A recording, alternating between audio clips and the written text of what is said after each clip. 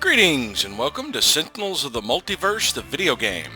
So this is a adaptation of a card game put out by Greater Than Games, and it's one of my favorite games. I actually am a pretty big fan of tabletop games. It combines several of my favorite things of games. First, it's fully cooperative. It's for 3 to 5 players. It's a very well designed game, and it is heavily themed, and that theme is superheroes, which is right up there with horror for me for my favorite themes. But yeah, it is really deep in the theme. I really like the way they designed this game. Everything about it. The heroes all have some pretty intense backgrounds. The way they designed the cards. The hero cards look like the cover of comics, and all of their other little cards have little quotes from fictional comics for the Sentinel Comics brand. But yeah, the original card game, I own it. It's excellent. I love it. And this adaptation was put out by Handelabra Games, and they did an excellent job with it because it handles all the rules for you. It has all of the content. Nothing is different from the actual tabletop game. They added in weekly one-shots that they're still putting out, where they come up with these pre-made scenarios for you to play. A lot of them are preset decks. Basically, no matter how many times you start it, the card pulls are always going to be the same. It's more about solving the puzzle of what order you need to do things, which is alright, but I much prefer random games. But I figured I'd jump in here and kind of highlight the game for you and see if y'all are interested in watching playthroughs for it. There's a lot of heroes, and they have some similarities to existing comic heroes, but for the most part they're unique. There are 3 modes of play. You have the classic mode, where you have a villain, 3 to 5 heroes, and an environment. You have the team mode, where you have 3 to 5 villains and an equal number of heroes and an environment. And then the final expansion was Oblivion mode, which is basically your Infinity War type deal. You go up against Oblivion. You have 3 to 5 heroes and 5 different environments, and this is a nice epic fight. It's one of my favorite modes. But I figured we'd start out with the classic and just start out with the base game, just to show you what all comes with it. You get 10 heroes, 4 environments, and 4 villains. And we'll go through here and play a sample game, and if y'all want to see more, just let me know. We'll go up against Baron Blade. Baron Blade is one of the easier opponents. He's kind of a Doctor Doom type character, a mad scientist in charge of a fictional kingdom, Mordengrad, or fictional country. And he's got a grudge against one of the heroes. Each card has one of these icons on it, and if they're ever doing damage to another card that shares the icon, it's considered their nemesis, and they do extra damage. And the cards tell you how to set up the game. Of course, this does it all for you, but this is for the card game. It tells you how the gameplay goes along. There are advanced and challenged modes, and an ultimate mode that is both advanced and a challenge. Several of the cards have variants, and the way you get the variants in the video game, you can just go to the variant, and if there's a lock symbol, click on it and unlock it. Another way to do it is you can go through the achievements, and as you unlock the achievements, it will unlock different variants. Now, just unlocking it to play with it does not prevent you from getting the achievements. It prevents it from being a gate to access the variant. You can access the variants for free. But we're going to go up against Baron Blade, and for the heroes, we're going to take the Freedom 5, which is Legacy, Bunker, Tachyon, Wraith, and Absolute Zero. For the environments, we're going to be in a megalopolis. That is basically their metropolis, or New York City. You know, this kind of looks like Times Square almost. Legacy is Baron Blade's nemesis, or vice versa, you know. And he's kind of a Superman type character. or Captain Marvel, however you prefer. Bunker is more of a war machine than Iron Man, actually. He's a military soldier in a power suit. Tachyon is a scientist and super speedster. Wraith is pretty much Batman. She doesn't have the tragic start that he did about being an orphan, but she's a very wealthy individual who's trained in several martial arts and disguises herself to fight crime in a pretty rough city using stealth, and she's a detective. Absolute Zero, closest comparison I can think of is if Mr. Freeze was a hero, because he's a reluctant hero. He was in an experiment that basically caused any temperature above absolute zero to be uncomfortable for him, and Tachyon built a chamber he could survive in, and then built a suit for him and told him if he wanted the suit, he'd have to join them as a superhero. So eventually he did, but he can manipulate temperature, and he's actually a pretty powerful character, but he's pretty complex. Each of the heroes have a complexity, and he takes a lot of setup and a lot of understanding of his character to really shine. Wraith is pretty straightforward. Tachyon has a little bit of synergy she has to worry about. Bunker takes a little bit of setup, and Legacy's pretty straightforward character. We'll detail more of them as we get into the game. One of the things I really like about the theme that they did for the video game is if you choose a environment, it makes it your background. It also changes the background music during the course of the game. And once you start a match, there's a small dialogue between the villain and whichever hero is in the first spot. And if they are nemeses, the dialogue is different. And the dialogue would be different based on the variants as well, which is pretty neat. That's a little nice detail they did to really drench in the theme. But let's get started here.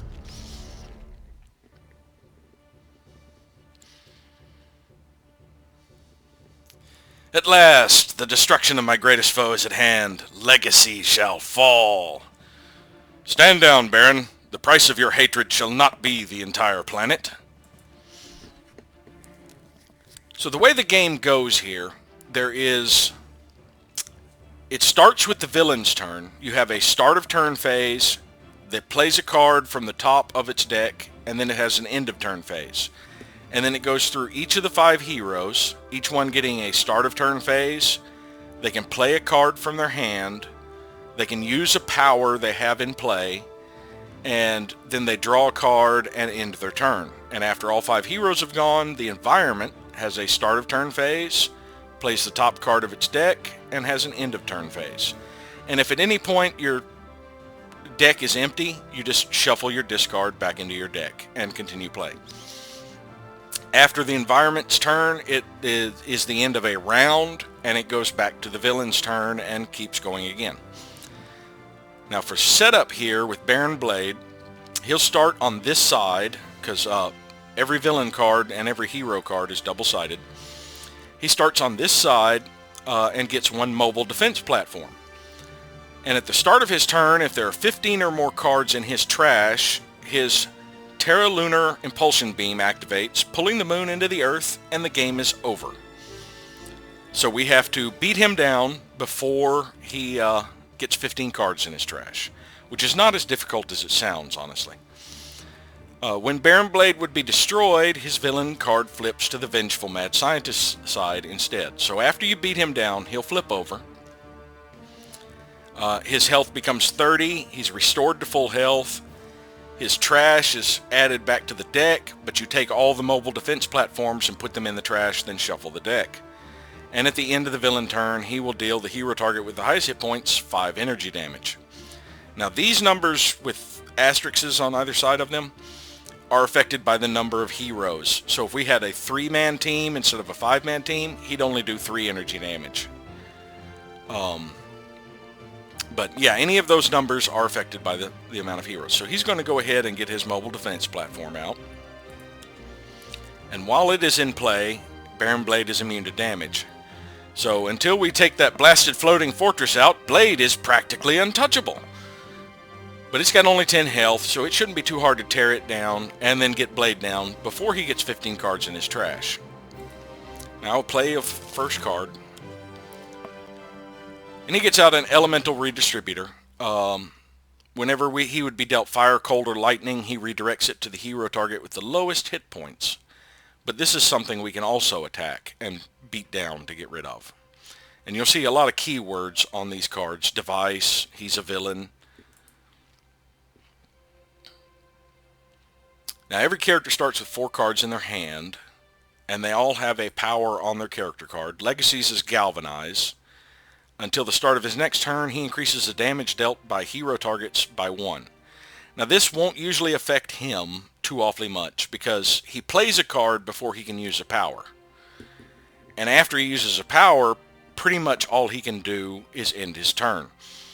So when it gets back around to the start of his turn, that wears off before he can play another card. But he will really, the more heroes he has, the more that adds, because it's adding extra damage to every time they deal damage. So let's see, the first thing we want to do with Legacy, well, let's just go ahead and get off a punch on the mobile defense platform. Just fuck. Do a little bit of damage on it, lets us draw a card. Now we have a more damaging attack to do. And we'll galvanize the rest of the team. Now any of these prompts that pop up, I'll show you on the next one, you can actually do modifiers to. This symbol up here lets you know anything in effect. This is one of the great things about the video game versus the tabletop. It keeps up with all the things for you. So this keeps up with the fact that all heroes are doing extra damage. Now Bunker, his default power is drawing a card. But he can play a lot of things that have powers on them. And his strength, or mechanic I guess, is modes. He has 3 different modes he can go into. A turret mode that prevents him from playing or drawing cards, but he can use additional powers and he does extra damage. His other 2 modes are recharge mode, prevents him from playing cards or using powers, but he draws additional cards and takes less damage. And upgrade mode, he can play an additional card, but he can't use powers. So if you have a lot of cards in your hand, you can go into upgrade mode and just start throwing them out. If you have a lot of, if you're low on cards, you can go into recharge mode and start drawing more. But I think the first thing we're actually going to get out is a Gatling gun. This is, anything that says limited, you can only have 1 copy of in play. But this is an equipment card, and the other type of card that stays in play for the most part is an ongoing card. But this Gatling gun, at the start of his turn, he'll deal 1 target 2 damage. And at the end of his turn, he has to discard a card to keep ammo in it, basically. But, so it won't help me out much till next turn. But I can go ahead and initialize to draw another card, and I got upgrade mode. And of course I still get to draw a card at the end of the turn, and I forgot to show you what I was talking about. Now he has to drag, discard something. I've got a spare turret mode. That'll work.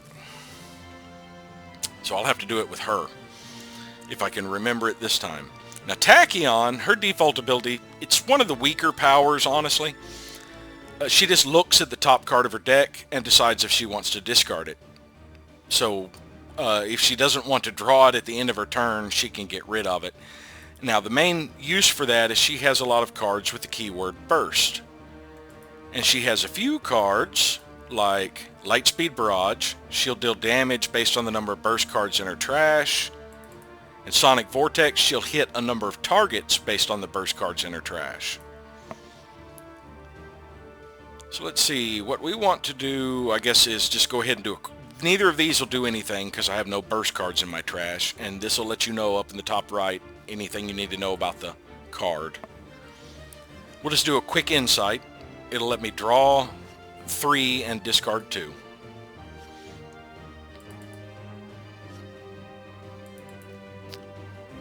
Alright, Alright, so we're going to get rid of that spare and Sucker Punch for now, so we get another burst card in our trash.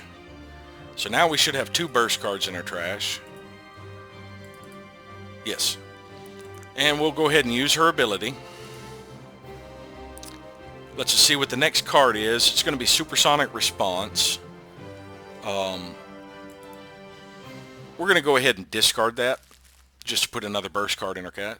And right here, this I was talking about earlier, if you hold down, if you click on this, it'll just agree to it now. If you hold it down, it'll wind up and go this turn or all game, and let you basically continue doing it constantly. So if I just want, you know, to not have this prompt again, I can do that and it'll never come up. Now if I decide later on I need the choice again, you can always go into these effects and it'll say Tachyon's going to draw all game. I can clear that out so that I have the option to choose again. For the most part, depending on the enemy you're facing or the player or the character you're playing, having that option is kind of useless because you're always going to want to draw cards. In Tachyon's case, if she had a discard full of burst cards and like not enough cards here to draw, she would want to not draw cards to keep the burst cards there so she could keep throwing, getting the heavy damage with light speed. Alright, so Wraith uses a lot of gadgets, and her power is reducing damage to her. We actually want to get out other powers to use, and this is her perfect card for that. Allows her to draw a card, search her deck for an equipment card, and either put it into play or her hand, and then shuffle her deck and play a card. So playing this, I'll still get to play another card. And I will get a piece of equipment into the field. So we are going to get out Razor Ordnance. That's her hard-hitting attack. And then we're going to play this new one we just drew to get another piece of equipment out there. And we're going to get out the Utility Belt. Now that lets her use 2 powers in a turn. And I can still play another card, so we're going to get out this micro-targeting computer that increases her projectile damage. So now she can use her Razor Ordnance on... Actually, let's hit the Elemental Redistributor. That's more effective right now. And still use her Stealth.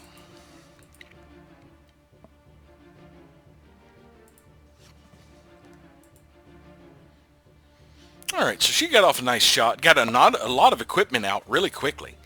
And got a nice shot off on the Elemental Redistributor that he's using. Now, Absolute Zero is one of the more complex characters. His ability is to deal himself either fire or cold damage.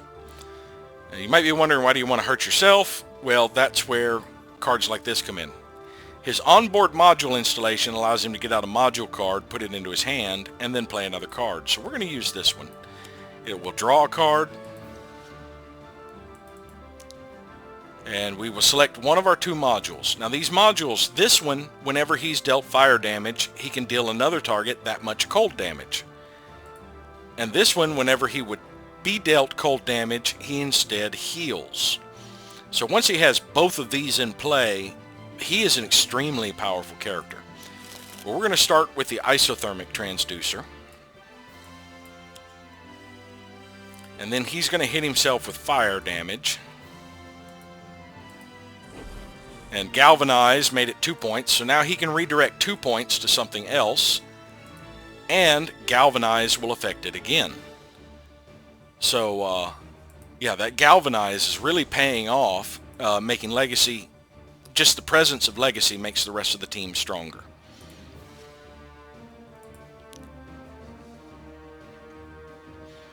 And now it goes to the environment turn, and we see what sort of impediments or assistance we get. Alright, we can't play cards. In the start of the environment turn, which would happen at the... It's already past the start. It's in its play card phase. Each player can discard 1 card to get rid of this. But until that rolls back around, we can't play cards.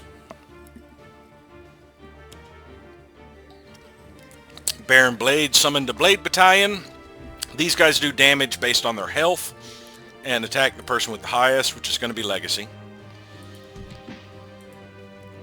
So Baron Blade's taking a little bit of damage to his fortress. There's a hostage situation going on, and he sent out a Blade Battalion. But Legacy's able to handle that. He can't play a card, but he can still use his power to boost the rest of the team. Now Bunker, he's still dealing damage because of Gatling Gun. I'd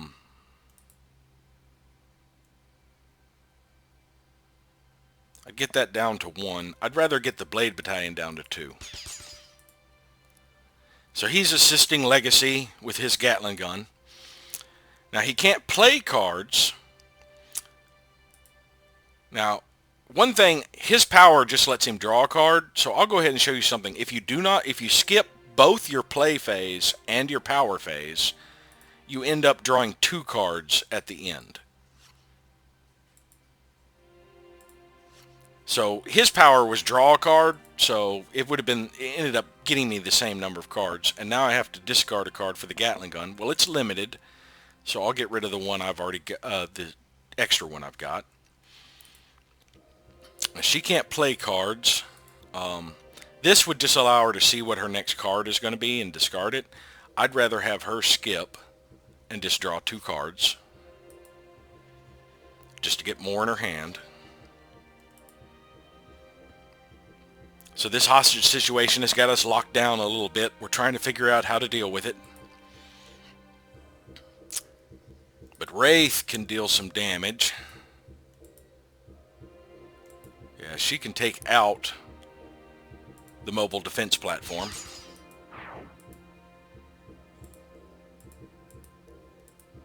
Now that's cumulative. So as you see now, reduce the next damage to Wraith by 4. But it's just the next attack that will get that reduction. So since she wasn't attacked since the last time she used it, it's still there. Alright, so he can take out probably either the Blade Battalion or the other one. Let's see. Now he'll only do 3, I think. Yep, so let's just take out the Blade Battalion.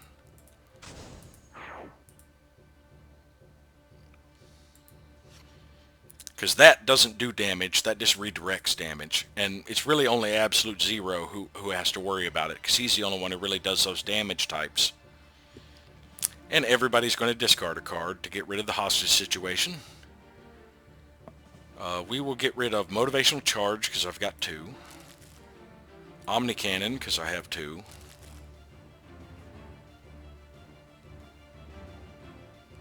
We will get rid of Nimble Strike, because it's a burst card. And she will get rid of Inventory Barrage, because she's probably not going to be using that anytime soon. And he's got 2 of these Focused Apertures to get rid of.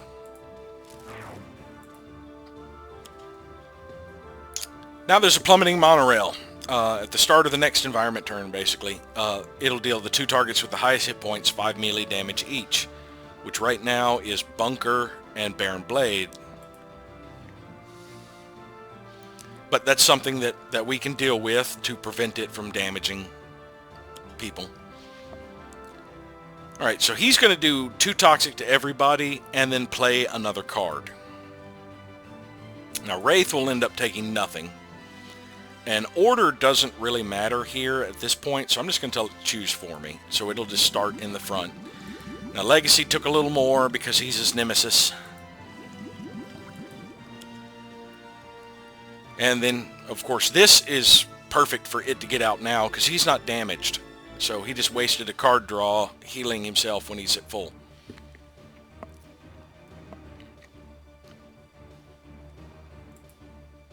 Alright, so Legacy is going to do a Flying Smash that allows him to hit 3 targets. So he's going to deal with this Plummeting Monorail,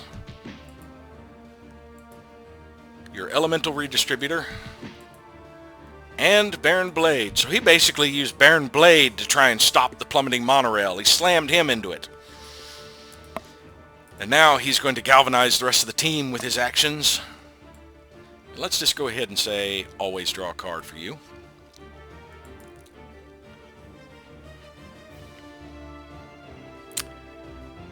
Let's see, I could...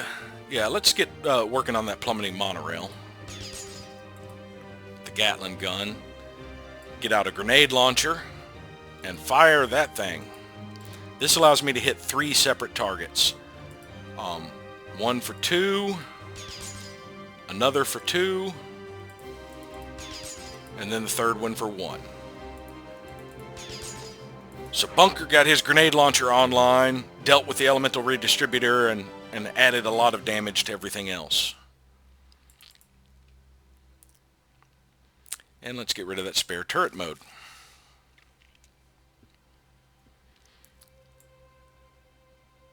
Alright, so pushing the limits allows her to play an additional card and draw an additional card, but at the start of every turn she's going to have to deal damage to maintain this.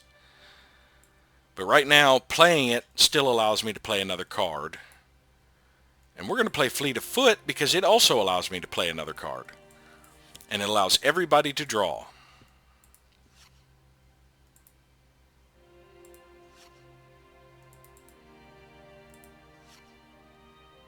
She got another pushing the limits.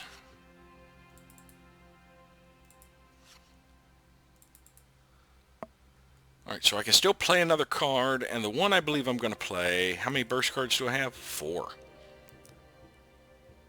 I'm going to play Hypersonic Assault. It does 1 point to every non-hero target, but anything hit that way can't deal damage. So this will shut Baron Blade down for a turn.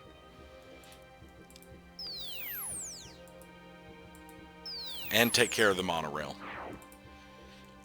Now, it may look like I just duplicated the card, but when I switch over, that's actually a graphics glitch, because I accidentally hit the right mouse button while I was holding it. We'll go ahead and look at her top card.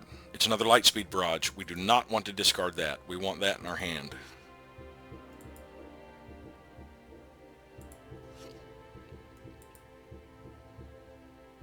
Yeah.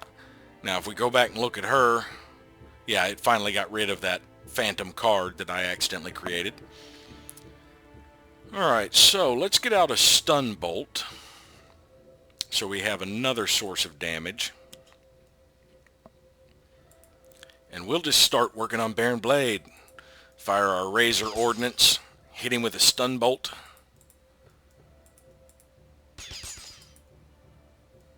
And he's only got 5 cards in his trash, and he's already down to about half.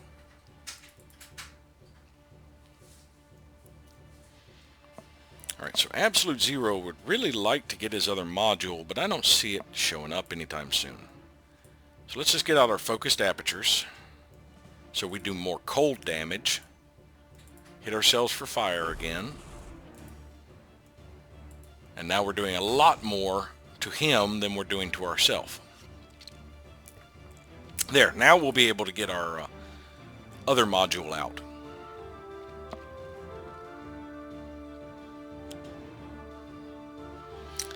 And now there's an impending casualty because of the battle. At the start of the environment turn, each hero has to either destroy one ongoing card or take psychic damage. And at the end of the environment turn, one player can discard 1 card to destroy this, which is what we're going to do. The Wraith has a spare combat stance.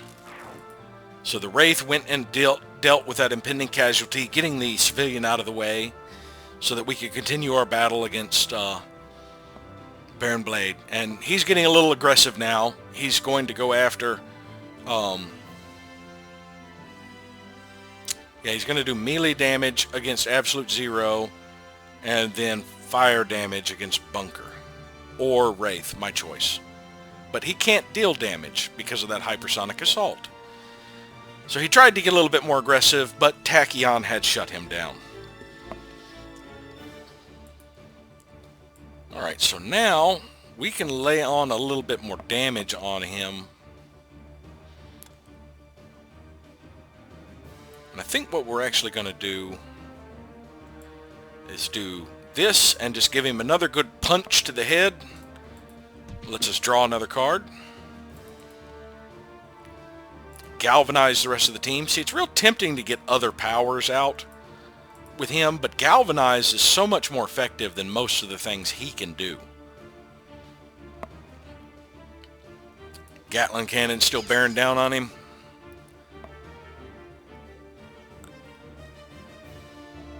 Let's go ahead and get out our Omni Cannon. Now this thing, we can basically load it up with cards at the start of a turn. And anytime we use the power, it'll destroy everything underneath it and do double that in damage. But with effects like Galvanize, I can do it with no cards underneath it and still do a point of damage with it. But yeah, first we're going to get the heavy plating in, so we take less damage. That gives us our protection going. And we've only got one target. This would do 3 points of damage to him. I think right now Bunker's better off getting more cards in his hand. There, now he's got recharge mode. And let's get rid of that spare heavy plating to keep the Gatling gun going. Alright, she's going to deal herself damage so that she can keep the pushing the limits in, because now she'll be able to play 2 cards in this turn. She has 5 burst cards in her trash, so she can actually do a light speed barrage and go ahead and do a second one and flip Baron Blade. So Tachyon just went up there and just started wailing on him. But now he's a vengeful mad scientist. And no, we don't want to discard that. We'd like that next turn.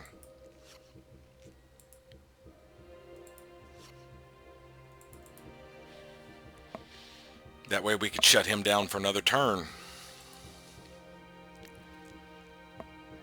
Alright, at this point,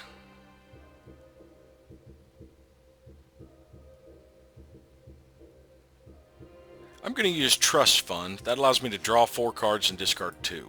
So I can see if I can get something more useful out here.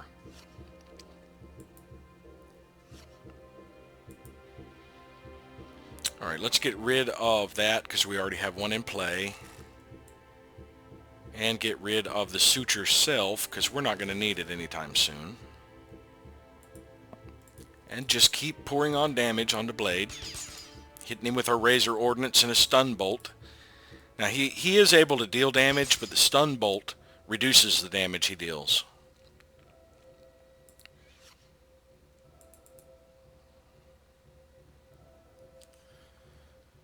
Alright, so we're going to do the onboard module installation.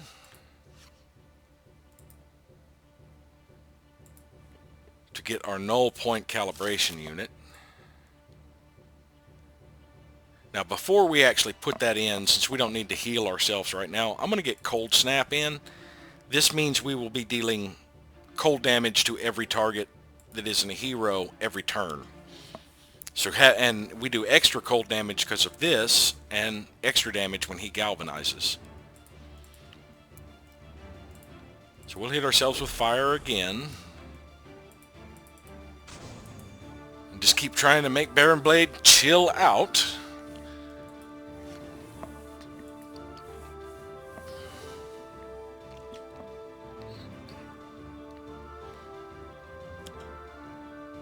Oh, another impending casualty. We can deal with that. I think Absolute Zero has a spare card. Nope. I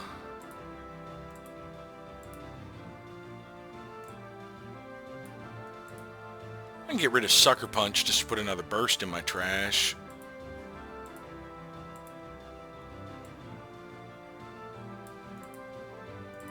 Yeah, let's do that. Let's get rid of Sucker Punch. So Tachyon zipped over there to get the civilian out of the way.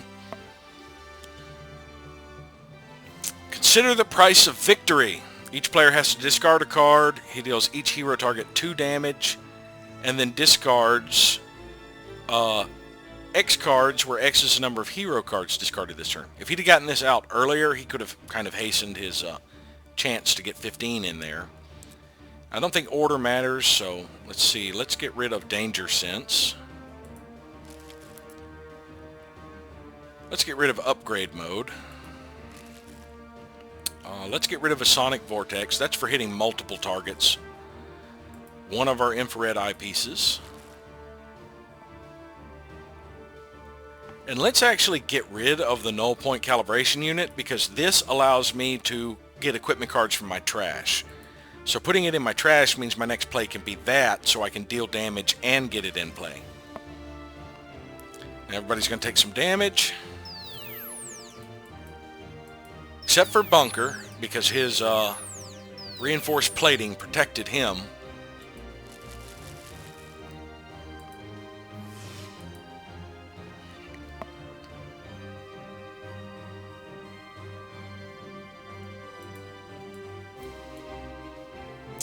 Alright, so I'm going to go ahead and bolster allies so everybody draws a card.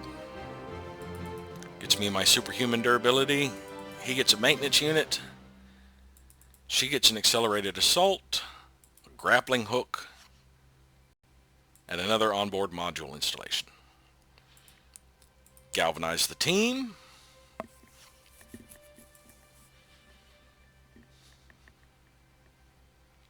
Bunker is still unloading with his Gatling gun. I'm going to get out the maintenance unit.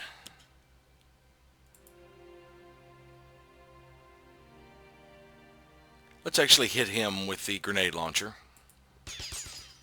And we're not going to hit anything else because the only other targets left are heroes.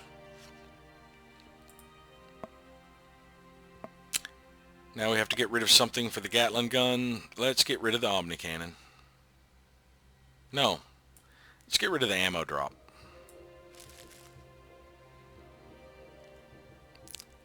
She's not going to take damage this turn because she's got another one she can play.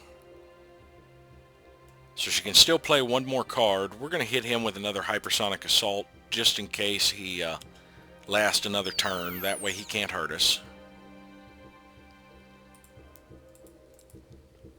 HUD goggles. I do not want to discard that.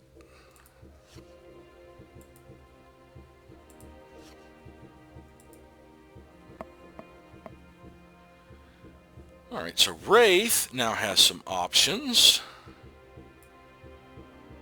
She's going to get out her infrared eyepiece. Though I think between her and, actually her. She's going to knock Baron Blade unconscious with her unrelenting assault that she's been doing every turn. And so there we have it. That was one fairly quick game. Well, moderate size. I did do some explanations and stuff during it. Everybody was still fairly healthy. They'd taken a little bit of damage, but we managed to stop him from pulling the moon into the earth and destroying it in his quest for vengeance against Legacy.